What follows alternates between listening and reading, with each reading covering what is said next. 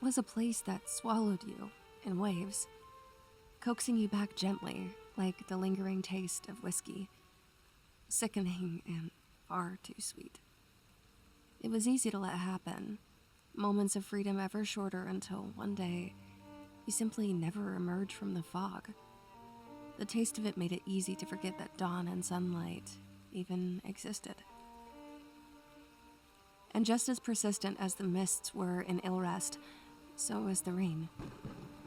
Something about the rain always felt bizarre. It made the cemetery gate hinges squeak too hard, like an enraged wraith calling out disturbance from her grave.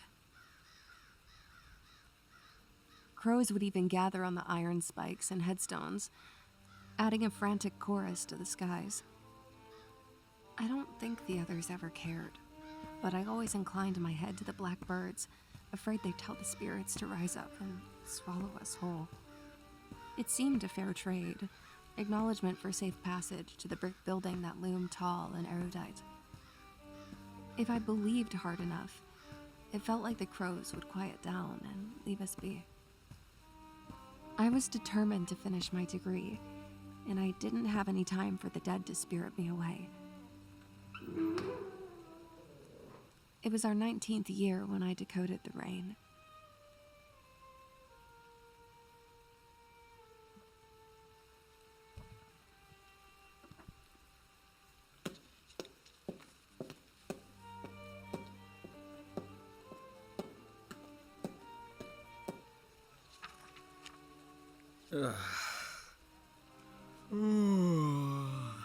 How nice of the airhead to join us for study. You try getting 2 hours of sleep. I don't run off to the docks every night to play on boats that don't belong to me. Damn delinquent. In other words, you're no fun. Can't we have a nice non-combative lunch for once? I don't tolerate idiocy. I don't tolerate boring people. And I don't tolerate nonsensical bickering. Maggie, help me out here. My finger stops tapping the mahogany table. I buckle under her plea. I always do. Evangeline's piercing gaze is perfectly framed by her dark waves as she stares, waiting for me to talk. I chance a look at the other two. Ambrose's lips a serious hard line, Caspian's eyes blue and bright and sparkling with mischievousness. Utterly unhelpful, the both of them. I pause, I think, then I open my mouth a moment too late. Forget it. Sorry, I don't know what you want me to say. Studying's good, fun's good, you know, balance and all that, right? I just mean, they don't need a fight while I'm trying to eat my sandwiches. You don't want dinner and a show? Try me, Caspian. Her delicate fingers dance over top the small stack of 3, barely as big as her palm. She waits for the rest of us. Every time we have a meal together, she can't help herself. It makes Evangeline uncomfortable to eat when no one else is. Caspian places a paper bag on the library table, the noise much to Ambrose's dismay. Ambrose and I follow suit, bringing our lunches to the table from underneath. It had become a silent ritual before we knew. The 3 of us look to Evangeline, then take our first bites. She sighs contentedly, then we all dig in quietly, the turn of pages ticking time away.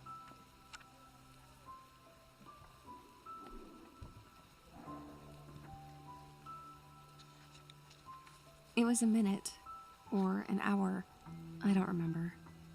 But certainly that day, when the beast arrived. The door swings open. Autumn walks in. His mane of hair burns like the changing of the leaves, flecked with hues of flame and wood. His back hulks with a heavy instrument case that he gently places against one of the bookshelves. Ambrose and I visibly cringe at the books that are certainly being deformed under the weight of whatever's in that case. His light brown eyes scan the room once, twice, then land on us. He strides forward. The man's footsteps fall heavy, like half-lidded eyes dusted with lust. His scent wafts in the air as he passes behind our chairs, rounding the table. Whiskey and rain-stained earth. A sweet, understated smell, just unique enough to lull you closer, to check that you didn't imagine it. Like an unseen force bends and twists the entire world around him. My hair stands on end. I swear to God above, I hear a spirit whisper. Something about him is the end and beginning.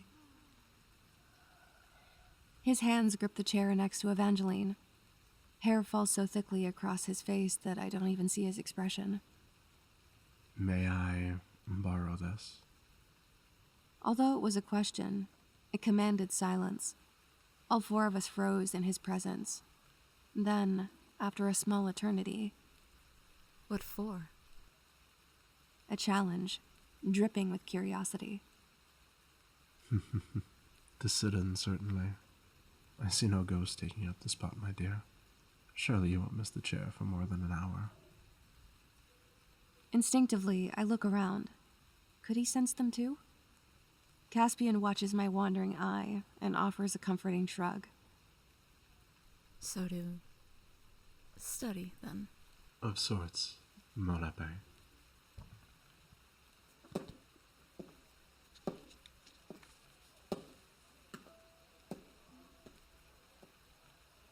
Good lord, he was Intimidating? borderline terrifying. Nice shoes, though. You always manage to say the most bizarre, unexpected things. Just to keep you on your toes. Yeah, of course. You don't think he meant what he said What? about the ghosts? Maybe so. Maggie, you are always trying to find an excuse to believe in the impossible, I swear. There's no such thing as ghosts or spirits or magics or whatever other fantasy hullabaloo you're attempting to convince yourself of. Killing the fun yet again. You're too analytical. Have you no imagination? You're encouraging her to have wild bouts of fancy. It's not helpful for her or our schooling.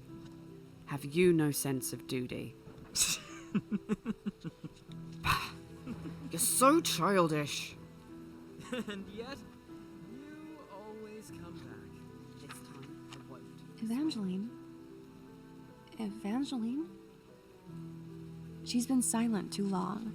It's uncomfortable to be between Caspian and Ambrose without her chirping to interrupt them. I follow her chocolate gaze to the man made of autumn winds. The chair cuts through the focused quiet of the library, causes heads to raise and mouths to hiss his way. He only raises an eyebrow and waves at them, an awkward charm in his movement. Eva? I know him. What? I think I do, anyway. From what class? No class. I just do. I know him. From somewhere in town, I suppose. I don't know, Eva. If you're unsure, you've probably never seen him before. I don't think he's easily forgettable. Maybe you're right. The click of latches casts us into silence again. From the case, he delicately lifts a cello, warmth in his eyes caressing the curves of it, as if it were a part of him he lost long ago. He is certainly not going to play that here, is he? Why not? Doesn't hurt anyone. It will hurt my focus. Goodness, Ambrose, lighten up a little. I will not. Quiet, the both of you. I want to see if he dares. Interest flickers across her gaze like spiders along dewdrops. The man of autumn sits in the old wooden chair. He holds the instrument firmly to his leg, bending it as if he meant to dance with it. A bow rises high in the air. And then, the world hums deeply to life.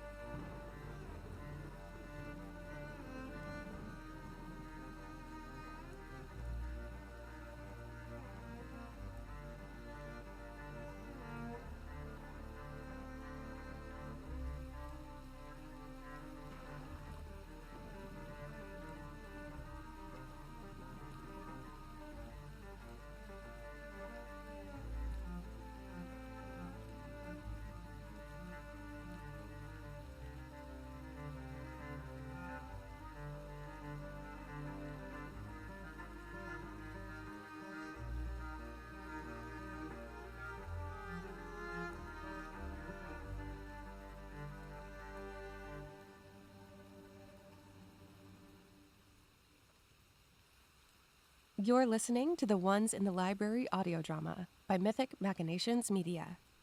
For as little as $1, you can help MMM create more audio dramas just like this one. Check the description below to learn more. From the creator and everyone else involved, thank you again for listening.